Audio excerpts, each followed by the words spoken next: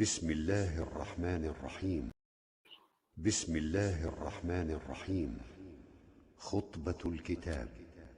بدأت ببسم الله في النظم أولا تبارك رحمانا رحيما وموئلا، وثنيت صلى الله ربي على الرضا محمد المهدى إلى الناس مرسلا، وعتراته ثم الصحابة ثم من تلاهم على الإحسان بالخير وبلا، وثلثت أن الحمد لله دائما وما ليس مبدوءا به أجذام العلا، وبعد فحبل الله فينا كتابه، فجاهد به حبل العدا متحبلا، وأخلق به إذ ليس يخلق جدة جديدا مواليه على الجد مقبلا، وقارئوه المرضي قرى مثاله كالأترج.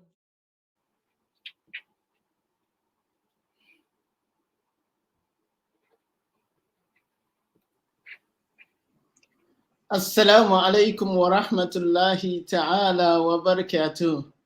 I am very, very, very excited today.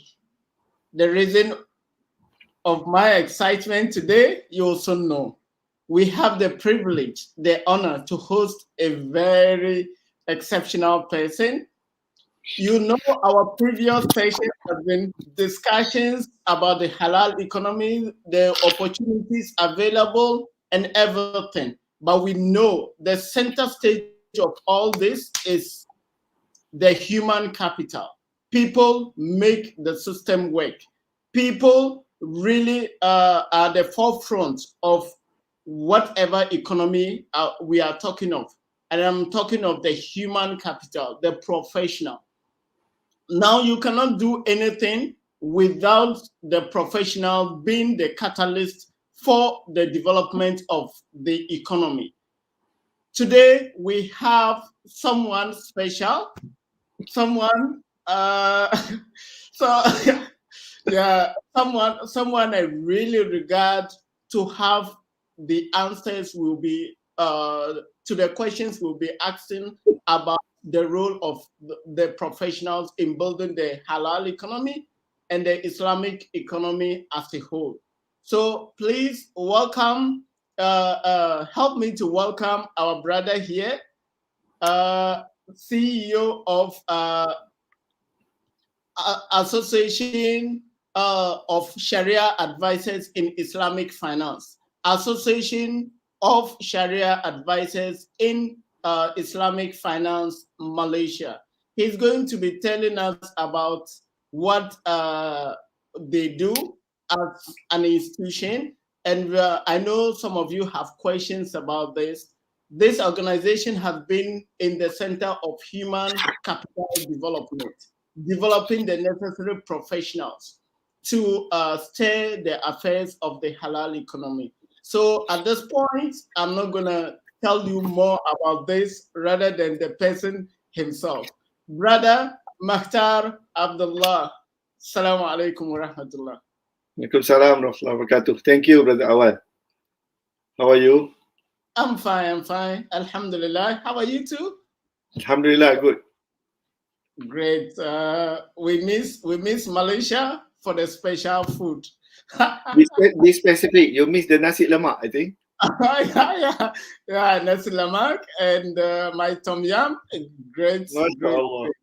Yeah. Okay. It's great to be in Malaysia. It's good to be here with you and the Wasabih community.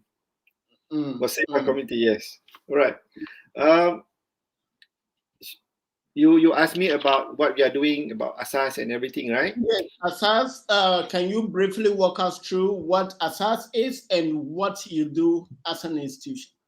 Okay. Bismillahirrahmanirrahim. Assalamualaikum warahmatullahi ta'ala wabarakatuh.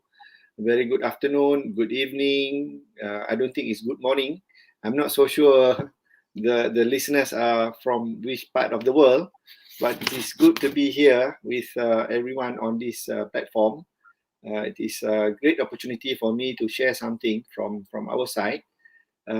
This is not an official collaboration between the Wasabih and Asas, but it is more a personal commitment, as well as something that I can share on my personal capacities. All right. Since Brother Awal asked about Asas, Asas is basically an association of Shariah fraternities, whereby it was established back in 2011, and by a community of Shariah practitioners in Malaysia.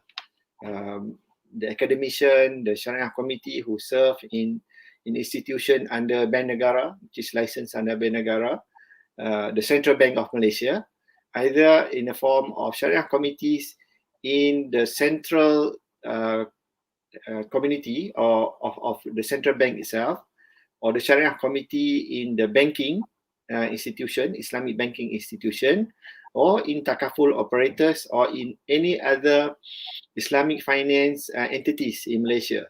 So this expert group up together and establish Asas, the association, in 2011. Well, Alhamdulillah, the initiative was also recognized by Bank Negara, by the Central Bank of Malaysia, towards the human capacity building for Malaysia.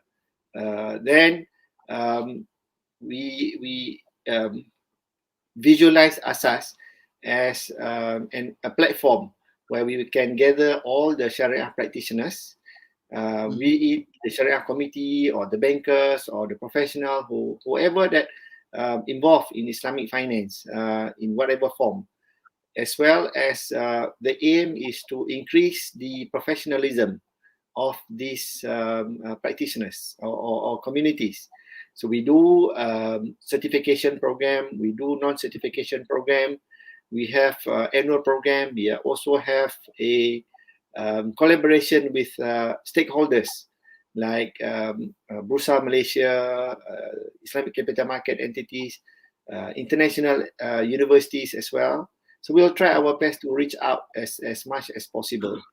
And then in 2017, Bank Negara Malaysia, or the Central Bank of Malaysia, recognized or entrust Asas to run 2 certification programs for the Shariah committees as well as the Shariah practitioners in Malaysia. And from then on, we have run about 13 intakes, a total of about 268 learners, and about 55 of them already graduated recently. So the program is continue, Alhamdulillah, with the support of the stakeholders and the industry. And you can visit Asas, www.asas.my, www.asas.my for more information, inshallah. So I will not talk much about Asas tonight. I'll talk more about the halal. Yeah. All right. I think this has answered the questions our viewers might have about Asas. Yes. Yes, and of course, the program is dedicated to developing the economy, and we all know the role the professionals really are playing in developing this halal economy. Now, before we go into specifics about the professionals, in your own perspective, how do you see the potential of this halal economy? First thing first, let me start with the missing cream on top of the cake. You know, you have the halal community wherever you are already producing a halal product. You have tried your best to comply and to do the process according to the halal and the compliant process. But the cream that you're missing sometimes is the financing of the operation. Maybe your financing of the operation is from the riba base facilities. Well, not all halal operators have access to that. I have to admit to that. But for those halal producers who have access to those community or to those facilities, these are something missing. It's either awareness, is either understanding of the Islamic products, or it's either about cost, or for whatever reason. So I think halal product, halal process, you just have to add the third component, which is the halal financing. Now, those halal financing, halal facilities, I would say, could come on two prong or two leg. The first leg is on the capital, when you need financing, when you need to raise something for your operation. On the second leg is where you have surplus, your investment. You should also try your best to put your investment in a halal products and halal form, so that it is technically is end-to-end halal and Shariah compliant. So I noticed that is the missing part on the halal operators at the moment. And we'll try our best from whatever capacity to reach out to the halal operators to utilize more of Islamic finance services, more of takaful coverage, and also more involvement in the Islamic capital market in terms of the raising of the equities, raising of the capital to run the operation, and as well on the other second leg, we're talking about the investment of your surplus, Brother Awal. So that is yeah. So that is the quick take up on how I foresee the missing part of halal industry wherever you are. All right. Yeah. So this is a very good answer, and your perspective is great, because at the end of the day, you can have halal product, halal process, and you don't have halal financing.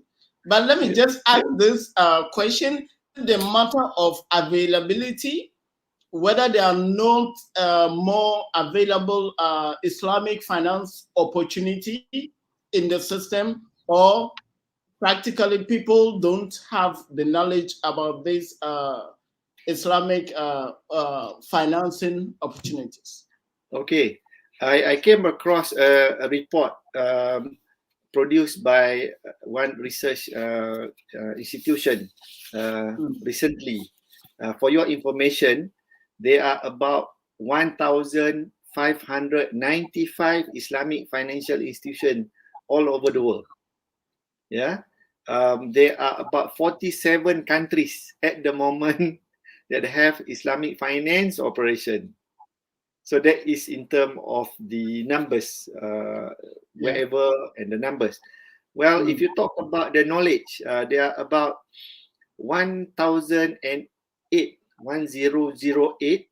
Islamic financial education providers globally, including a lot of them are in Asia Pacific, of course, in Middle East, and also in Europe. For those who are for those who like to read, I think there are more than 2,887 research papers talking about Islamic finance papers. Yeah, so you can come on any angle. Yeah, and if you feel that you are lacking of an expert for you to make reference, the professional Shariah committee numbers that we have at the moment is about 1,235 Shariah scholars representing Islamic financial institution. I think we have about close to 200 in Malaysia at the moment. So when we look at about the news, the report says that there are about close to 12,000 news about Islamic finance every year. Interesting. And if we talk about events, either whatever capacity, it is close to 900 events yearly run about Islamic finance. Yeah. Wow. So those are the opportunity for you, for everyone to reach out and to understand about Islamic finance, Brother Awal. Interesting. Over 1,000 institutions, over 1,000 professionals, over the numbers are mind blowing. One would just ask, why is the adoption rate very slow? Because if we have all these resources available to us. I think one thing that I also realize is that even though we have about more than 1,000 Islamic financial education providers all over the world, most of the graduates, most of the people who study in this area are focusing on servicing or working in the Islamic finance industry. Okay. Right. So so we don't really have people in the industry. People that work, for example, another figures that I want to share. For example, in Malaysia, we have 974 listed companies in our Bursa Malaysia. Out of that, 75% are Shariah compliant entity. Wow. Yeah, so you're talking about 77 out of 932, and those industry that are Shariah compliant are very spread. So it covers industrial products, it covers consumer products, it covers technology, it covers properties, it covers construction, plantation, energy, transportation and logistics, telco and media, healthcare, utilities, and financial services. I think all these 10, 12 industries that I mentioned are all over the world.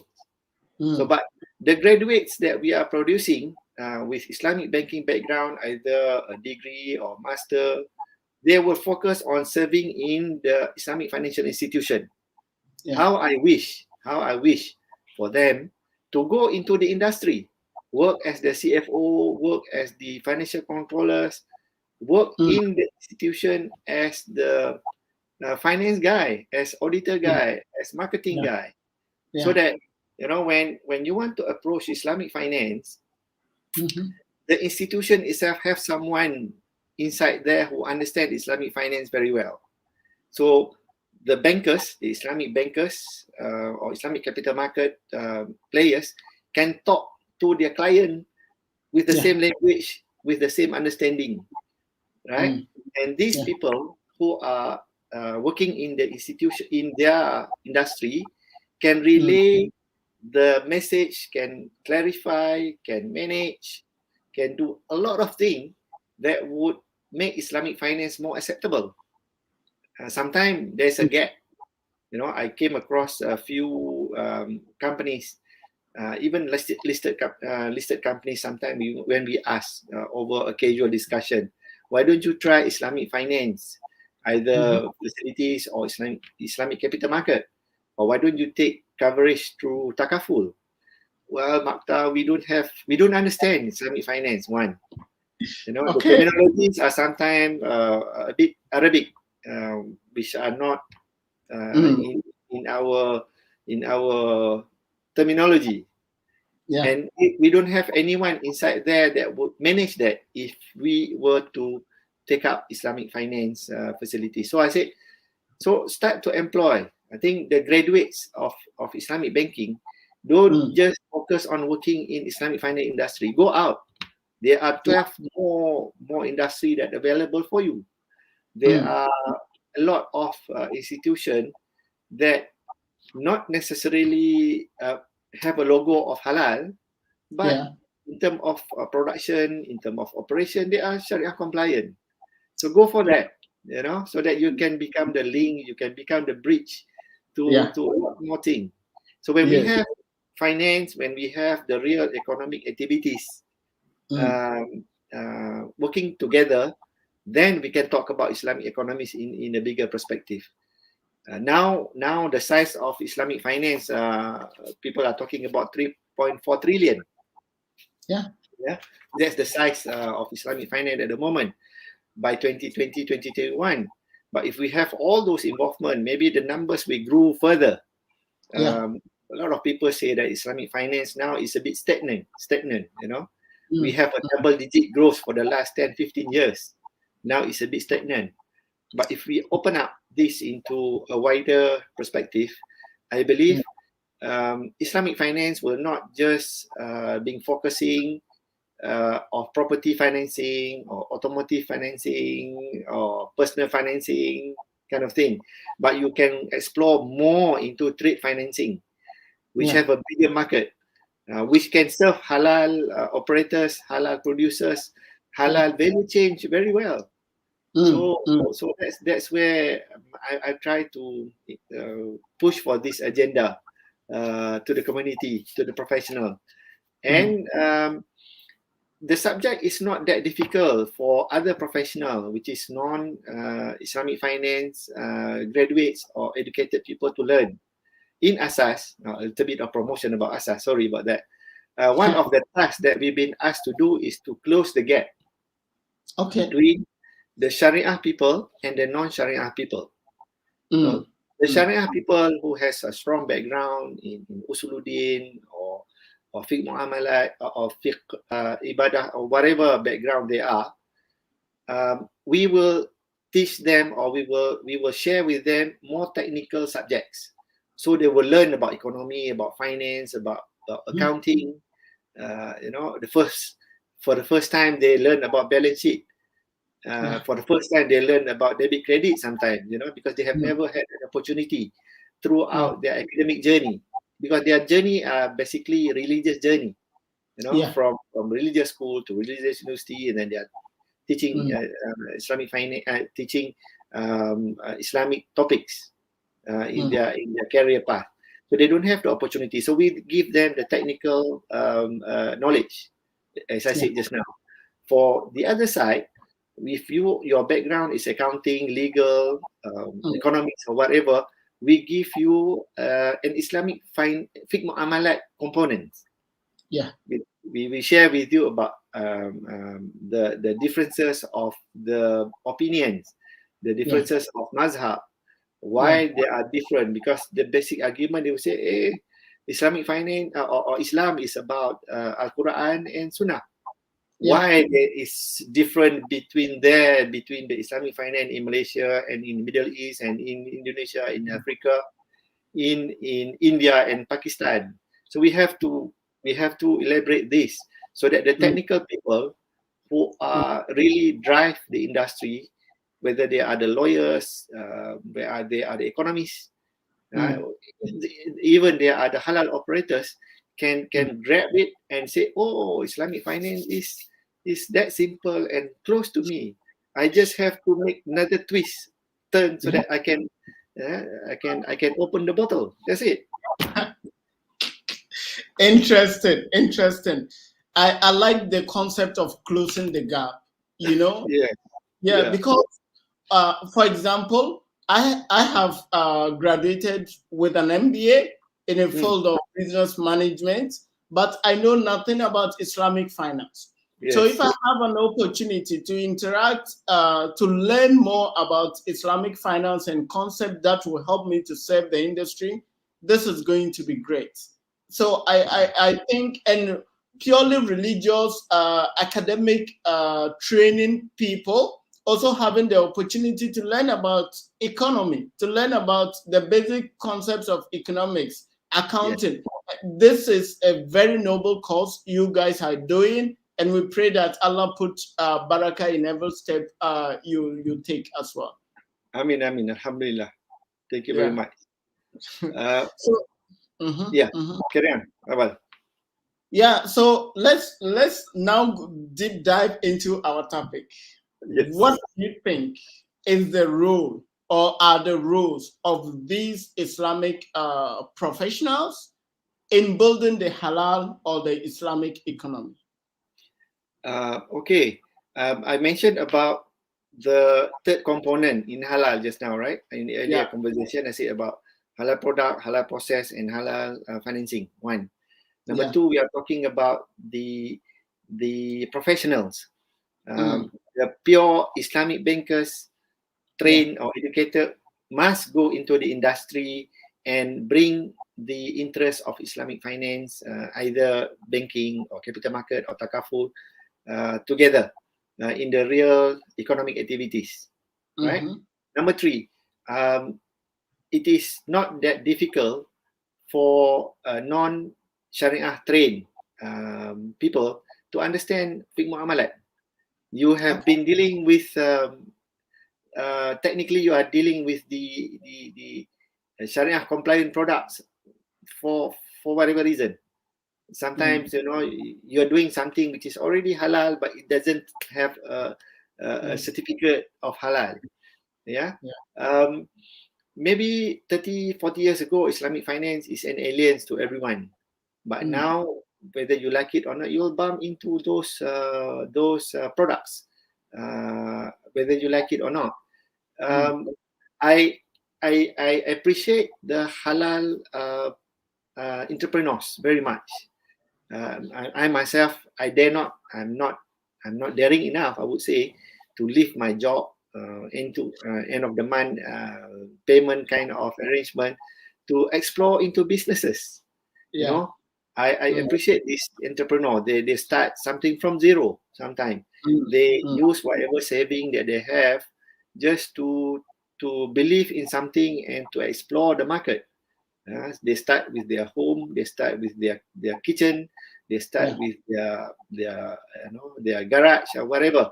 And these people, I believe, just need another small percentage to understand about Islamic finance in a bigger perspective, so that they can have an end-to-end halal operation. So they once we have this, so imagine, Brother Awal, if we have a larger size of real economic activities, then we can talk about social finance, about wakaf, about sedekah, about zakat, about all those Islamic social finance component.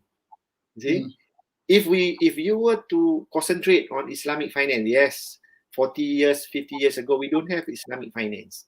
Then Islamic finance come into the picture and talk about Islamic finance in a commercial way, because it's no longer barter trade, it's no longer individual financing, it's no longer individual placement. Now we are talking about a bank, we're talking about Islamic capital market structure, we are talking about takaful operators, we are talking about asset management and so on and so forth. So now we are moving into Islamic finance in the commercial form. Recently, we moved into Islamic social finance component. So it has been isolated on their own as a separate system altogether, which is a very important component in the real economic activities, right? When COVID comes, then we move into a crisis financing, right? We are moving into crisis financing, or where is Islamic finance? You're still charging the same thing, even though those who take the facility can't afford to pay because of the pandemic, so on and so forth. Then people talking about Islamic finance and conventional finance are the same. Yeah. But we have to, again, we have to reshape ourselves, from the Islamic commercial finance into real economic activities. Then we move into crisis financing, how we are going for that. And United Nations is talking about sustainability financing now. So that's how the evolvement. Well, for the Muslim, I think Islam is the way of life, a deen, which is not just a religion. So we must transform, we must adopt, we must adapt ourselves in all the situation, in whatever situation, in whatever reason, in whatever country, in whatever means that we can do. So we just try our best to be a good Muslim, right? So I think with this belief, I think we can easily connect the dot with entity like Wasabih, with your initiative, grouping all together, bird of the same feather, I would say, who will flocks on the same wire, and then we can chit chat, we can exchange idea, we can have more of this. I'm sure you can attract more experts that can share their thought. I'm looking forward to not to answer the question, but to learn from the listeners, from the participant as well. This is not a session of teaching. This is more of sharing and learn something new, inshallah. Do you think, in your own opinion, that the professionals within the halal economy are better positioned to serve the Islamic economy efficiently? Are there enough professionals? Do we need to train more professionals? Or we just need to reorientate the minds of today's graduate to say that it is not only the Islamic banking, but others as well? Or what do you think, in your opinion? Okay.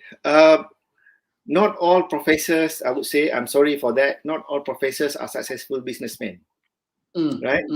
Sometimes you just grew up as a business entrepreneur from your day, from as young as 15, 16 years old. We come across a lot of billionaires and millionaires who barely completed their secondary school sometimes. Right? Okay. So there's always a missing, or there's always a component that we have to learn and relearn sometimes. We never had imagine tonight I'm talking to you you're in Ghana, right? Yeah, you are in Ghana. I'm in Malaysia. Otherwise, previously I would have to fly to Ghana, or you fly to Malaysia, and you have nasi lemak this morning, or maybe nasi lemak also for dinner, and then we can talk about this, right? So last time we are talking about boundaries. There's no more boundaries. There's no more boundaries. There's no more boundaries about sharing. There's less boundary about even knowledge sharings. So you can always learn. You can always have access to the knowledge. So when it comes to education, on the practical part, sometimes the entrepreneurs are more prepared to challenge the Islamic finance products from the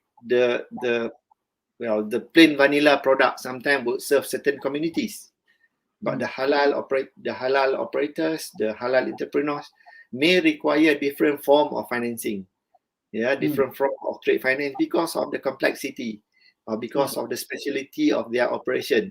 So this will grow. So bankers will not cover everything. They will only cover the client that come and they face, or maybe they will serve the product that available in their institution. But entrepreneurs come in many forms and many colors. So this is how we will learn each other, so that we can grow, we can be more prepared. If we were to look at the sustainability products, if we were to base on that, well, a lot of scholars, a lot of thinkers, writers as well say that we already have a maqasid Shariah, which is wider coverage than the United Nations sustainability components. Well, prove it. Now you have the table in front of you. Prove to everyone, demonstrate everyone that maqasid is nothing new to sustainability, or vice versa. And we have been doing that for many, many years, 400 or 1,400 years ago on the same thing. So keep interact, keep learn, keep teach each other, keep sharing, so that we can grow together. Because we are not talking about one industry, we are talking about economy, which is a bigger spectrum. And put all these components together, the social finance, where the wakaf, the sedekah, the zakat comes in together.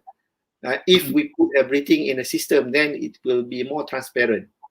then we will not have much worried about where the money goes, what happened to the zakat that we pay, what happened to the sedekah that we pay. There are a lot of institutions, I'm sure in Indonesia. Sorry, my limited exposure on this example are in Malaysia and Indonesia for the moment. In some Middle East country and one or two countries in Africa. So they have a system whereby people will know if they put sedekah, if they put wakaf, or if they put zakat, they can have access to where the money goes online, right? So this will encourage people to give more. They will not proudly show the end balance of few millions, but they will also show the collection versus how the money was spent or distributed. So this is something new, the modern days. I had problem just now to ask you whether I've never used StreamYard platform. I'm okay with Zoom and other platform, but I learned new things today. Thank you very much. So inshallah, I'll be continuously learning new things from everyone, and please guide me, please correct me if I need something, and I will not shy to ask a very basic and simple question, inshallah. Wow, this is a very humble answer from our brother Makhtar. So my understanding is that halal or Islamic Islamic finance professional needs to move into industries to learn. So the entrepreneur always grows in complexity all the time.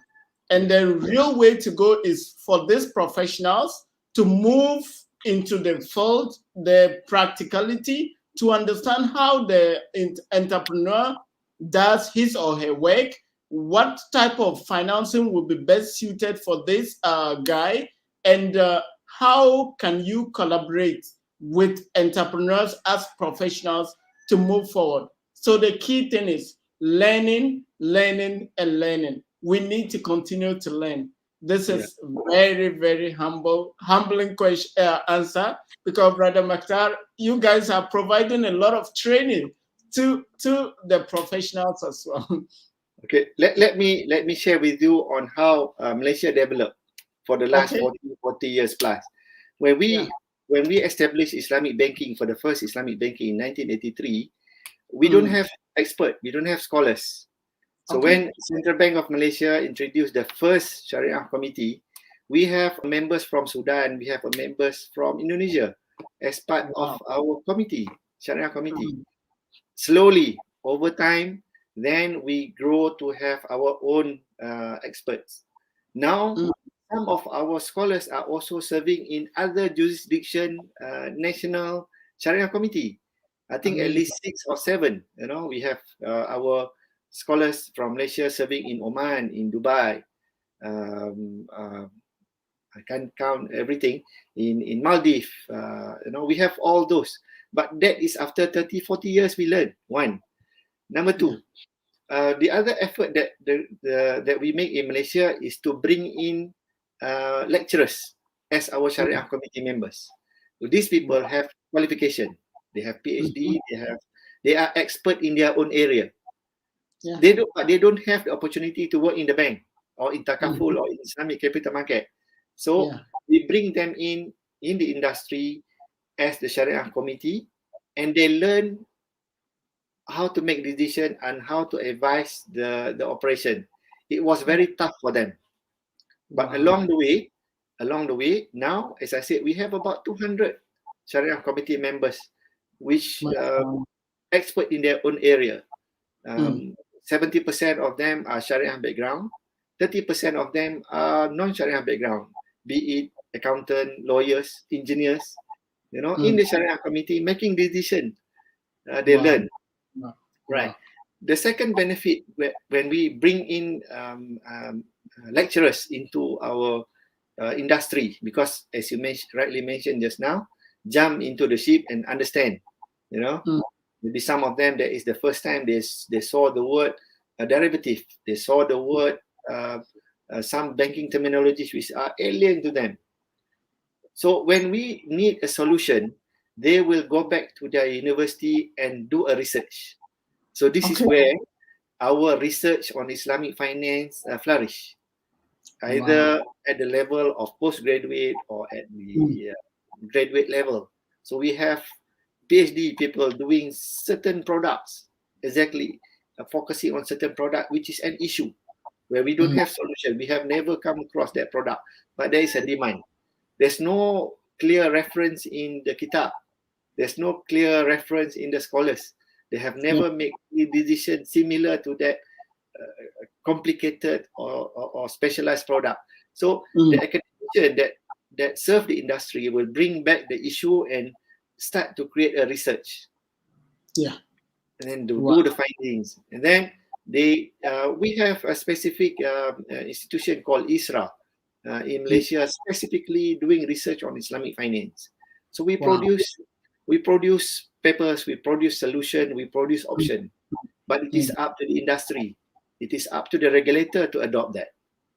But at least for clarification to the ummah, for the clarification to the community at large, they have references, they have reading materials. You know, I mentioned just now there are more than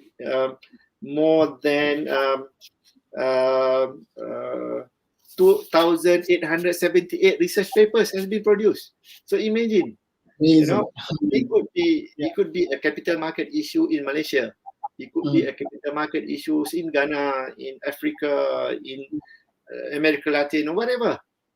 So when you have people going into the industry, learn, bring back to the academic spectrum, we have that advantage. Number 3, the lecturer also bring that knowledge, industrial knowledge, into the classroom.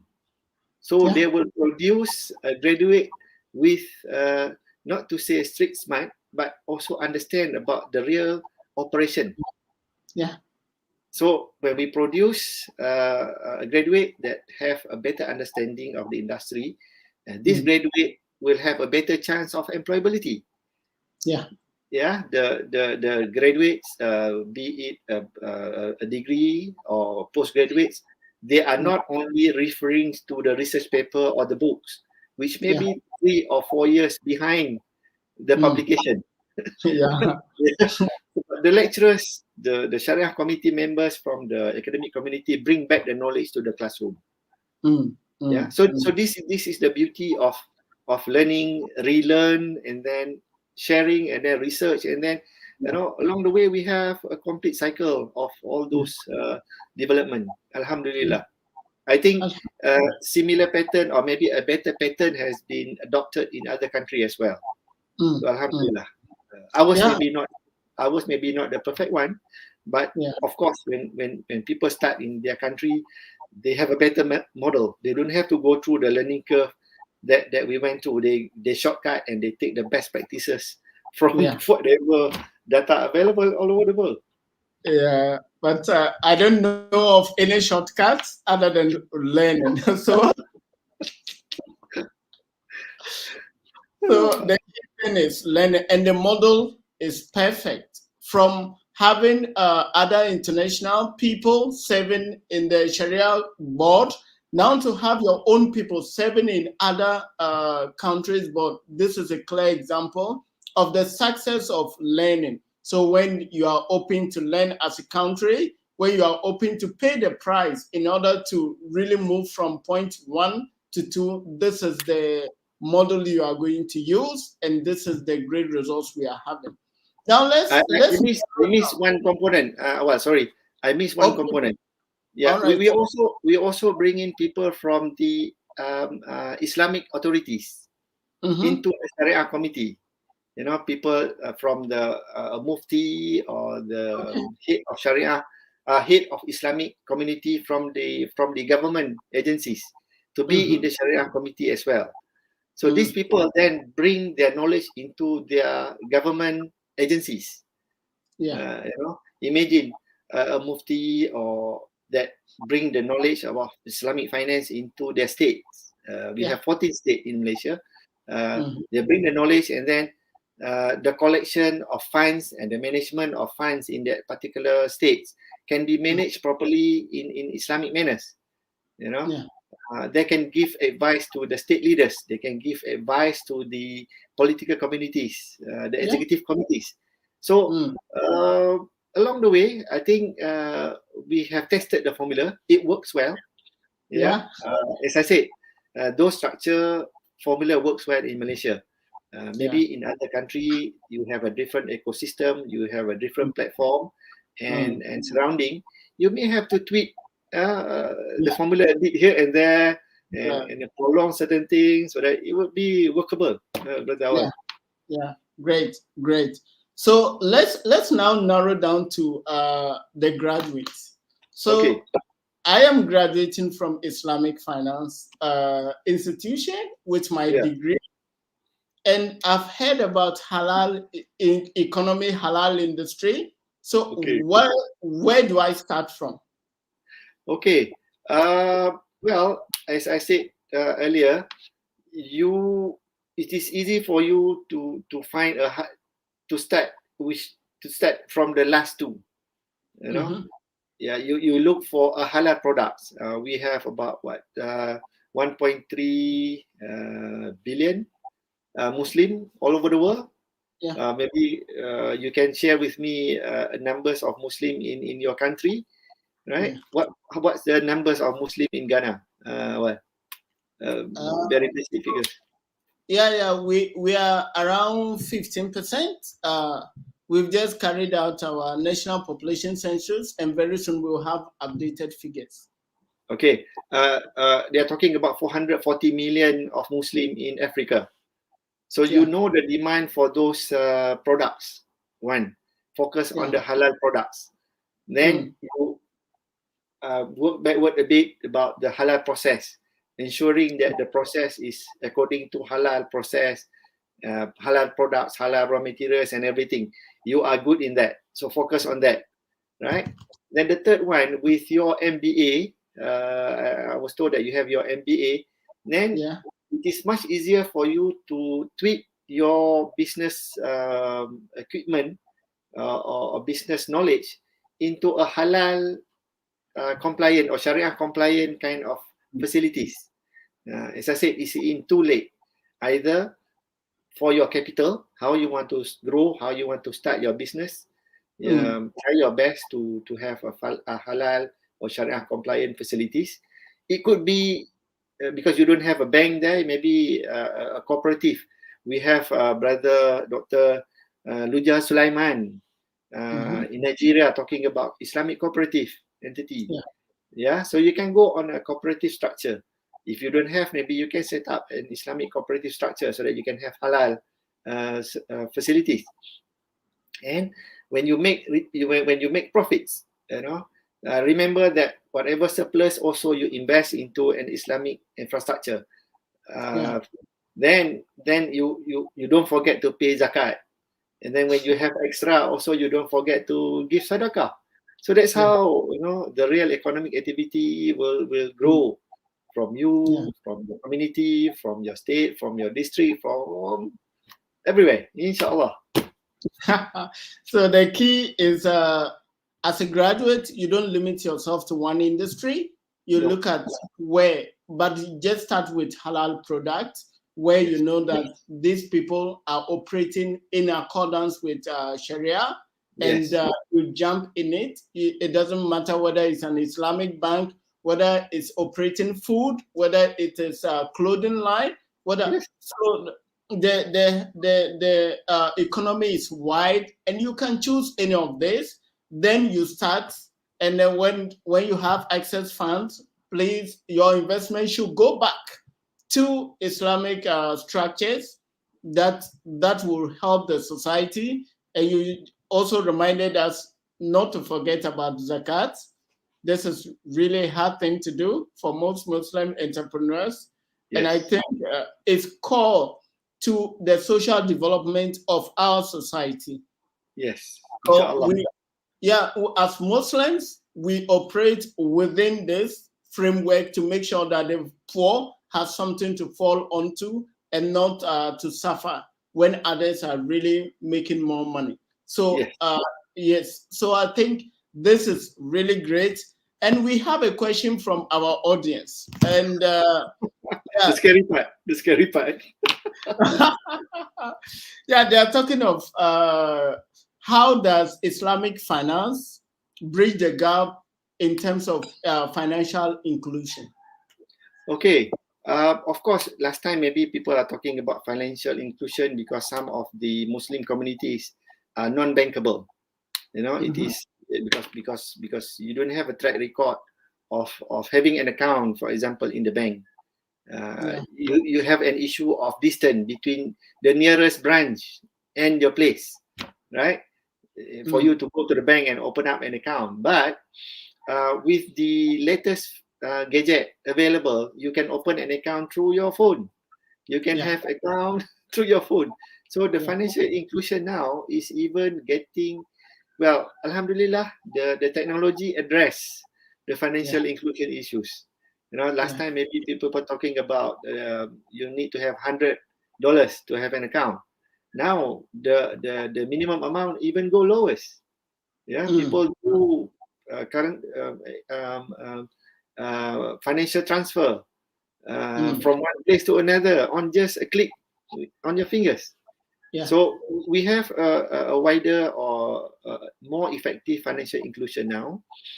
We also have a facility whereby we can include the social finance components to help the needies. You know, we are talking about G2G. There are a lot of activities there of G2G kind of funding to help the community at large. So the reaching of the non-bankable, the reaching of those people who are unfortunate last time to be included in the system are now better addressed. So well, Wasabih also can have a platform talking about the e-wallet, for example. You know, if you're talking about e-wallet, you don't really need to have a bank account. You're not talking about your credit standing anymore. Well, when we start Islamic banking in Malaysia, we are talking about deposit, just a deposit. Then only when we have extra fund, then we are talking about investment and financing facilities. So start somewhere and then grow, and even whoever that starting now can grow faster because there are internet, there are facilities available, 5G, 3G facilities all over the world. People of a younger generation are better IT equipped. You know, maybe last time people are worried about information, but now we know how to limit information, disclosures, privacies, and everything. Well, internet or gadget is just a tool. You know, it's like a knife. If you know how to use it properly, you will be safe. You know, if you know how to keep it sharp and then shine and then keep it safe, and then you are safe. As good as that, inshallah. So financial inclusion will be addressed better in our generation, inshallah. Well, the COVID situation even press some of the initiative to be even faster. Maybe we're talking about 1 or 2 years down the road, but now the crisis has pushed it shorter, and we just have to ride with the wave with Bismillahirrahmanirrahim for the Muslim.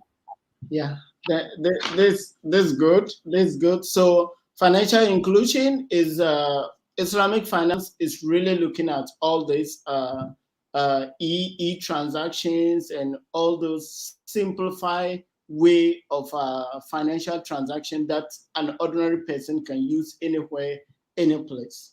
Yes.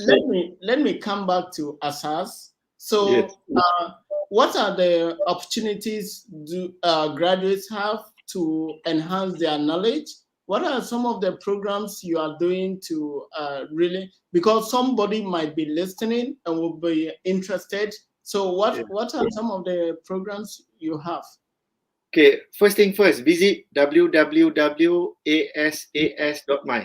So that is the first thing. Number two, we have members. Most of our members, 97% are Malaysian at the moment. But we start to have members outside Malaysia, from Thailand, from Indonesia, from Brunei, from Singapore. So we will open.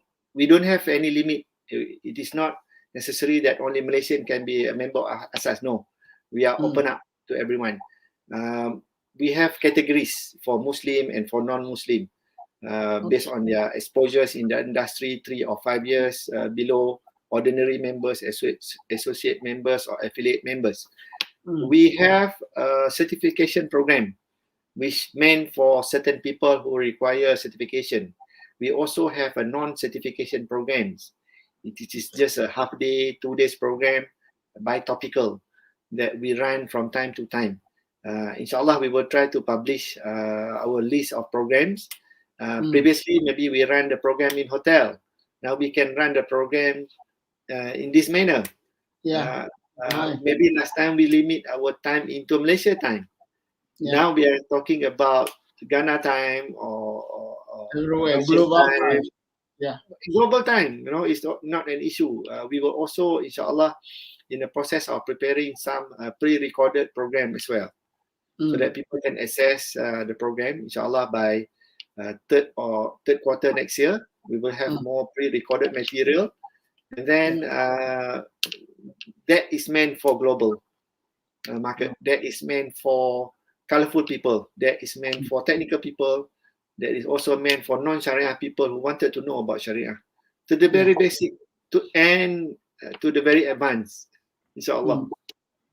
Great course, noble course, and I think people who are interested in realizing the full potential of the halal economy should not hesitate to visit the website www.asas.my.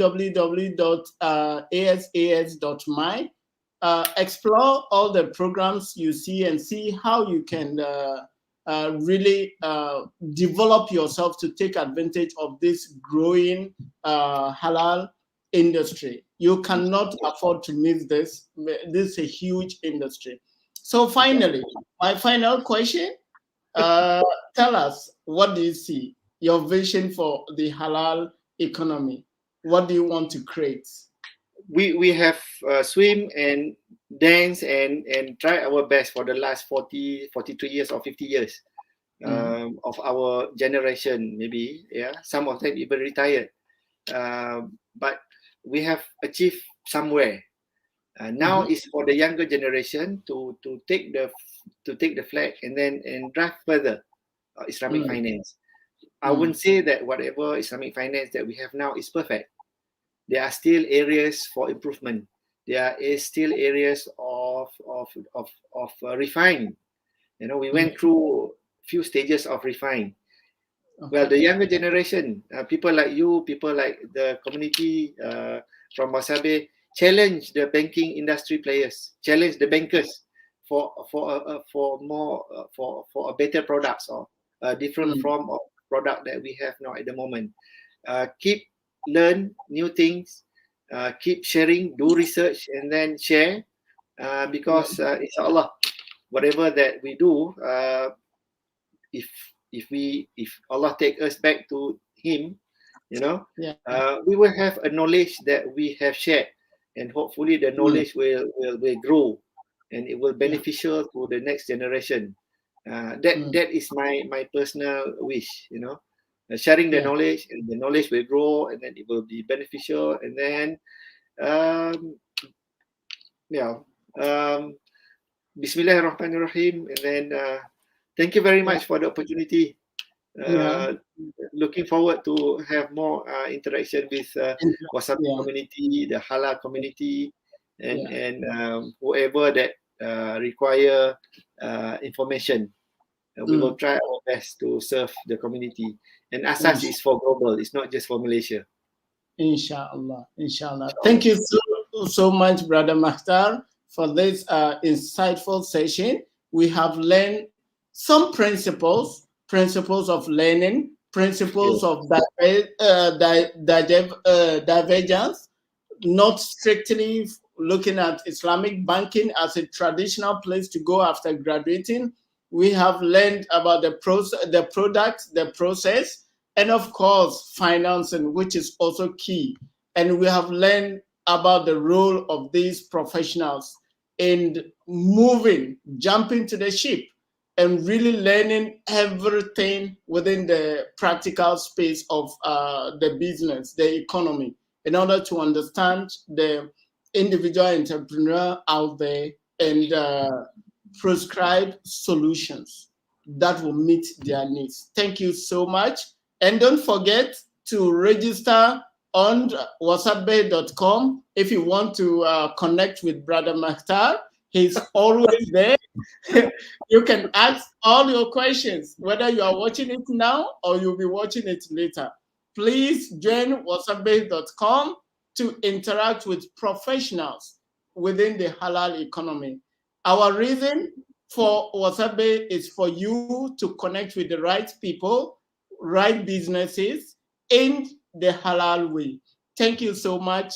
Wassalamu alaikum wa rahmatullahi ta'ala wa barakatuh. Waalaikumsalam warahmatullahi wabarakatuh. Wallahu a'lam bisawab. Alhamdulillah. Thank you for the opportunity. Yeah.